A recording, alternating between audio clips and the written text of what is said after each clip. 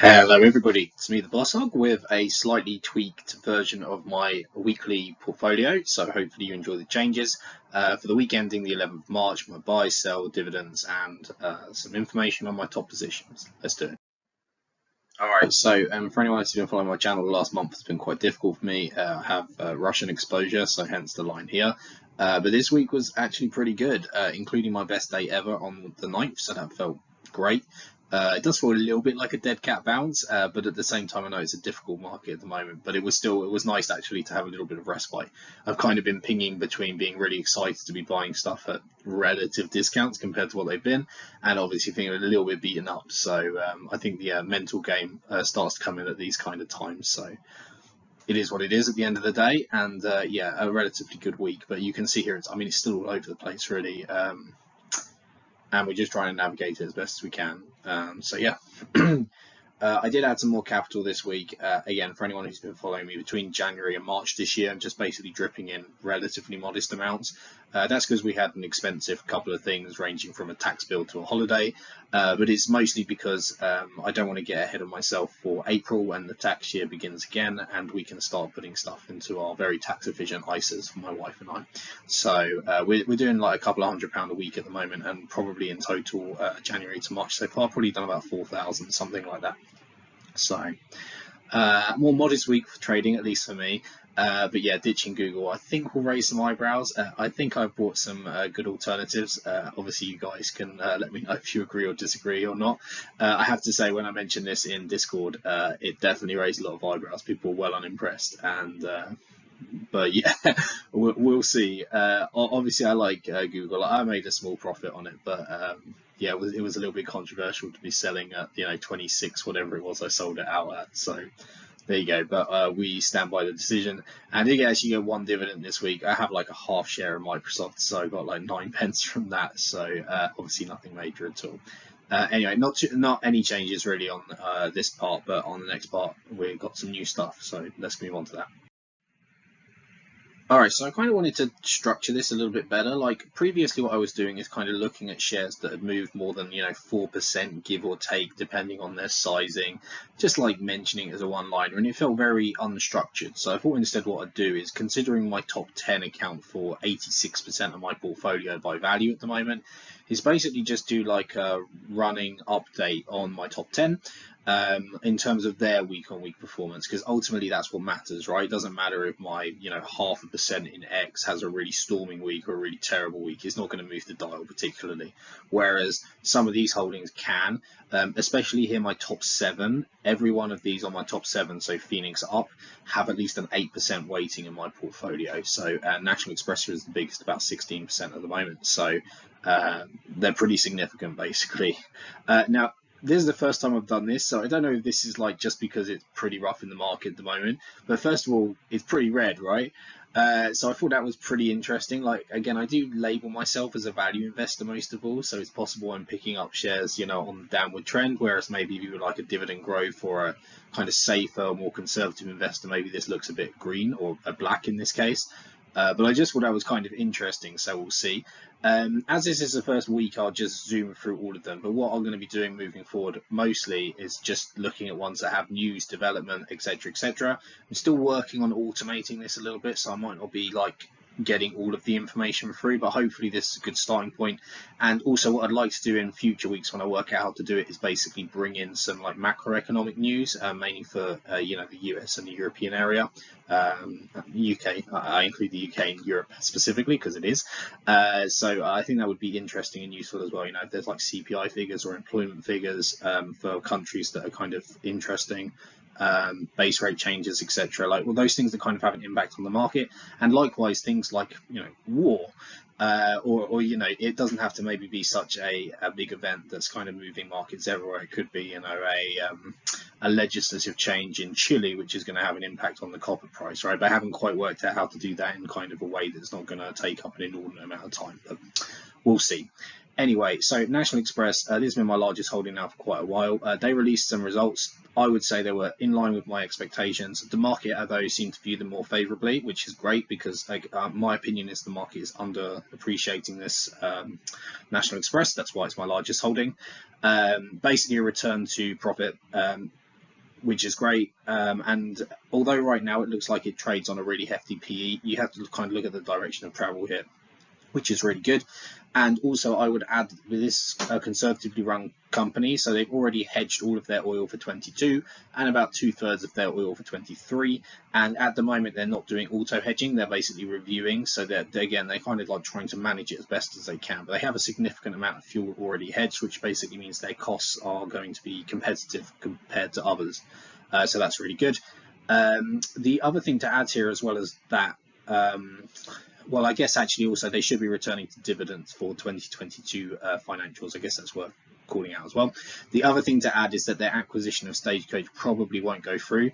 The market didn't seem too bothered about this, and I have to say myself personally, I'm kind of in the middle of whether this is a good or a bad thing. In the long term, it's probably a good thing because it enables them to scale, get some good infrastructure from Stagecoach, but it gives them kind of a less good business to kind of try and improve. That said, they've had great success buying iffy businesses before and improving it, and I thought they got a reasonable price for it. So, but the regulator was looking at it because of competition grounds, and whilst they were doing that, a German hedge fund effectively came in, offered Stagecoach 35% more than National Express were offering, all cash as well, so great. And Stagecoach, of course, accepted that and suggested that instead. And in fairness, I think that's such a premium that National Express can't really compete with that. It would have to be that kind of level again above that, especially because National Express's offer involves restructuring, it doesn't involve cash, etc., etc. So it's just not going to happen. I would be deeply concerned if National Express tried to rebuy Stagecoach. They don't need it. They've got a perfectly viable business.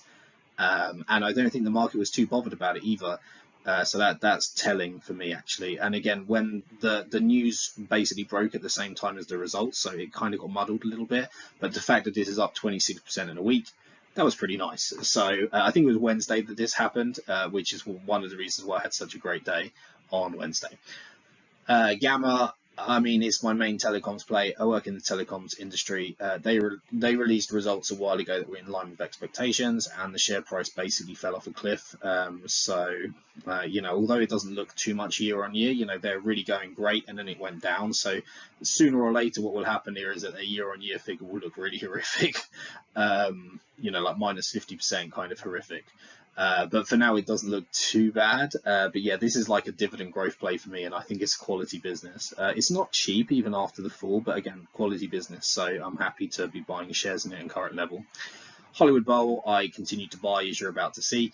I just think it's undervalued. It's an incredibly resilient business, and I think it's quite cheap. So I want to buy it because it's a good growth, but you know, not stellar growth, but kind of steady, reliable grower that I want to hold for a long time. Actually, I really like the business and the brand. Games Workshop, this used to be an expensive company to buy in terms of ratio. It's no longer. It's trading at like a 17 current PE, so I think that's great. I also expect it to be able to work through its problems that caused it to reduce in share price, which is basically logistics and costs, and maybe some pressure on revenue as well, depending on which part of it. But it was interesting because I had a buy recommendation from Motley Fool this week. I think it's materially undervalued at the moment, so I've been buying it as often as I can. Amcor is my actually currently now my largest tech holding. It's a semiconductor that trades on a PE of under 8, which is just incredible to me. In the past, it didn't have the best margins, but in fairness, it's now got to a scale where it's able to start building those margins, so I expect it to rapidly accelerate. And its last results, which were maybe the better part of a month ago now, were really good. I was really impressed, so that's why I've been buying them since.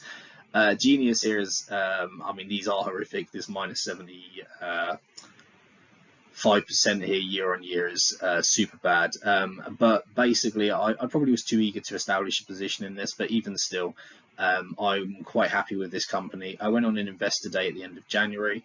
That was good, and in fairness, their results that they released on Friday were in line with expectations from that investor day, like bang on. So a £2 million EBITDA this year, but you know, because they've been investing, the statutory report is like minus 15, but again, expected. And I think this has got some potential. What we're looking for really is over the next year a proper EBITDA, so a statutory of 15 million also. So that's really the number that we want to be seeing. Basically, they should be making money this year. and then starting to make real money for the next couple of years. So that's what we want to be seeing with Genie. Genius, the stock ticker. Phoenix here, I've been buying these recently. I just think it's materially undervalued. Plus, it comes with like an 8.5% dividend yield.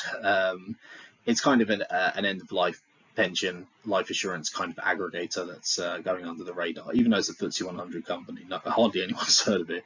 It's very strange.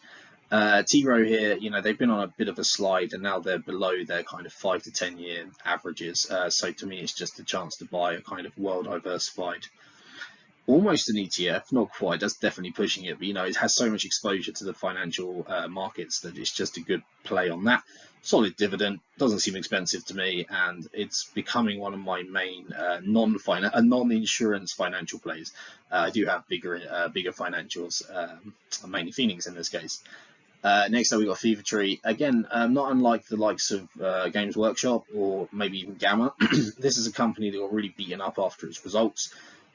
At first, the results looked really bad, and to be fair, the cost pressures here are very obvious. But for me, I have a belief that Fevertree's share price is based on 3 factors: off-trade sales, so that's sales to supermarkets, basically bypassing restaurants and pubs, holding up.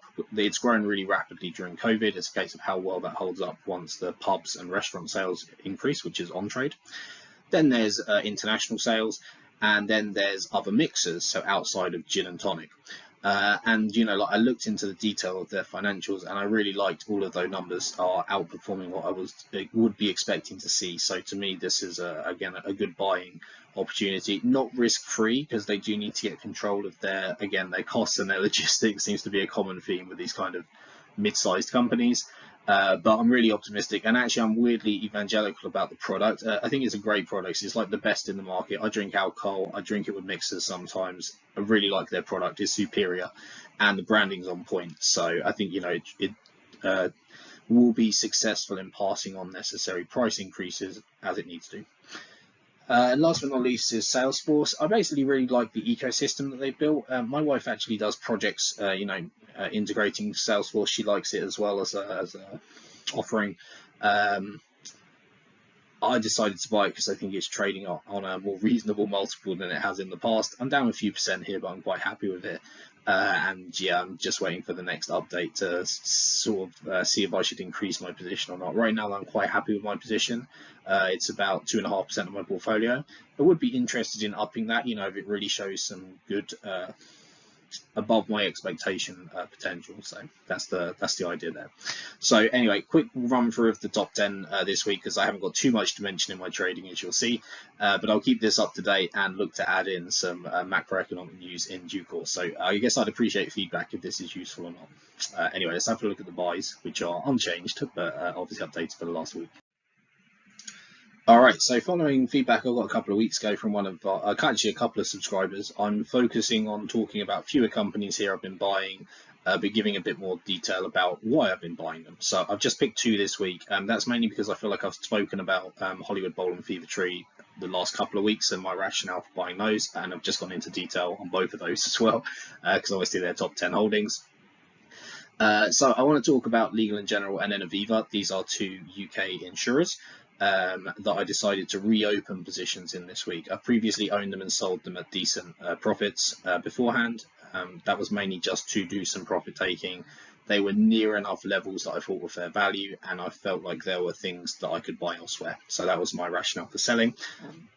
In terms of buying, Legal & General was under 250. They put out a decent set of results. Legal & General, I believe, are one of the safest UK dividend payers. It's like a 7.5% yield at the moment. Very diversified business, well run. It's kind of what I would class as sleep safe at night kind of stock, and to me is should be a core component of more or less any portfolio, but especially this is one of those companies that as I got close to retirement, I'd want to start building a stake in. It's just such a reliable company that it would help me feel good, as well as the dividend yield here. It trades about 25% under sort of average analyst estimates. I would say it's closer to 20%. I did do a more rigorous amount of DD on there about a year ago when I had a more sizable stake in this. So That target figure is basically unchanged. I could potentially even see a reason to nudge it up, but until I rerun it, I think 320 is a good target. Obviously here buying therefore at 243 feels really good, and likewise I'm really buying this about 241 because this 243 will include the 0.5% stamp duty on UK shares you have to pay, unfortunately. So yeah, really happy to buy this. I almost wish I bought more because it rose quite quickly afterwards, but isn't that always the way? So yeah, and so Aviva is a different kind of insurer. Basically, it's been around for literally centuries, but it was a bit sprawling. And then a couple of years ago, they brought in a new CEO. She finally got to grips with it. Has done a great job, basically just simplifying the business, hiving off unnecessary stuff, and basically from that, they've got quite a lot of money to redistribute to shareholders now, which they've been promising for a little while, but this time we got some details on it. As well as that, they updated on the full year dividend and the kind of dividend for the next couple of years, but specifically detailing 2022. And it's a little bit complicated because, you know, of how they're giving the money back, and also the way that they're doing like a share consolidation of a 4-to-3 ratio. But what it really translates to for me is that it's a 6% current yield, a 7% yield in 2022 at current prices, obviously, because the way it works is that effectively they've committed to a 15% increase in their dividend for this year, so 2022, and then, you know, normalizing basically at kind of low to mid single digit increases in dividends. I think that's okay. I may or may not decide to sell out at that point depending on how I feel with my risk profile at the time, but right now the 15% for 2022 feels like a great thing as well. And they've also going to be paying £1 special dividend for each Aviva share that you own. So for me, it was a case of, well, hang on a sec, I can buy 100 shares in this and get £100, plus I get the dividend this year, which is another like 15p incoming, plus then I'll get the full year dividend next year. So it's like, well, I'm basically getting £1.15 for a business that's like, okay, it's 382 here, 380, right? And, you know, like when you actually take that dividend out, it's like, okay, well, now I'm really only paying 260 for this, which is therefore really great, basically. Like, yeah, okay, it's a simplified business. And by the way, I totally understand that you shouldn't just buy a share for its dividend. But for me, it's a case of, well, you should be buying it for its dividend if, you know, it's a good dividend. And after you've factored it out, you know, what it's going to do to the share price is still appealing. Because ultimately, you know, I want to think about that, you know, that dividend is about to come out of the share price. No doubt, I get that. But if after that you end up with a price that you're buying that still feels good for you, you know, whatever your fair value assessment is, then it's still a fine reason to buy, which is sort of how I feel about it at the moment. So although Aviva continues to basically be overshadowed by the monster that's Legal & General, Aviva to me is like a turnaround play that's more or less completing its turnaround. That's kind of also one of the reasons why I exited beforehand. I had a 440 value, got to 432. I wanted to buy some other things, and I sold out. And, you know, at the time, I remember saying, I'm a bit sad because I won't get the special, you know, and if it's like sort of 50p plus, I'm going to be really disappointed. And then they came out with like £1. I was like, okay. So, but the market didn't really respond to this in the way that I would have expected with that news, because that should be more significant, I think, than what was expected. So either, you know, I'm wrong in my opinion of the market, or the market is just slow to react, which is, again, maybe it sounds really arrogant, but it's my belief, so I decided to put some money at it anyway. And again, I'm going to be looking to buy this really under £4 is an easy buy for me, but probably a bit higher because I just don't think the market's quite woken up to really what was said. Obviously there's lots of stuff going on, but that's kind of how I felt. So yeah, and in fairness, I did sell Google to buy the top 4 here, so and another one as well, as you'll see in a second. And in the bottom 3, you'll see that they perfectly equal £300. That was from my capital contribution. So again, I had to sell a good company to buy good companies, but that's sometimes the way it is when you can't add any capital to an ISA. Anyway, that's all my buys this week, and the 2 indies that I wanted to talk about. Let's look at those sales now. All right, so again, I feel like this is going to raise some eyebrows. It's fair. Google's a really good company. It's got good growth. The numbers are really impressive. I think at 26.80, I think I sold this at. It's not exactly like anywhere near its fair market value. I just wanted the money for, you know, those insurers, Hollywood Bowl and Fevertree. I see good growth there and or good income opportunities, whereas Google may or may not take a while to recover. If I miss out on that recovery, that's okay. You know, it's just the way these things sometimes work. I would and probably will absolutely look to get back into Google. I just saw some opportunities in the UK market to buy shares that I really love. And, you know, I guess I'm more committed to those than I was to Google. So it's like choosing between your two children. I've only got one child, but that's how I imagine it feels. So yeah, don't be too harsh. That was at least my rationale, even if even if it's flawed. Yeah. And likewise, to be honest, I was trying to think of what else to say about Goldman Sachs, but it was more or less the same. What I will say here is, like, just over a month ago, I had sort of smallish positions in T. Rowe, Goldman Sachs, and JP Morgan. Basically sold out of JP Morgan and now Goldman Sachs because at first I kind of thought, well, it's nice to have those kind of diversified, and I really want to get back into Huntington Bank shares as well, HBAN. But I felt like originally Goldman Sachs, JP Morgan, you know, I sold out of that at like 150 something, and I was like, you know what, it's not actually that great of a value at that. It's like, you know, okay, maybe there's a little bit more value in it, but I'll profit take. And I feel like the same about Goldman Sachs. Like, it trades on a reasonably modest, actually, book value. But I just felt like T. Rowe I just wanted that, basically. So that was it. And then here I fully exited my position, having previously sold shares. So I had a fairly small remaining share in Goldman Sachs. And I was like, you know, I'm just going to move Goldman Sachs into, you know, insurers primarily, more or less moving financial to financial. And, you know, like, there's probably upside in both Goldman's and the insurers.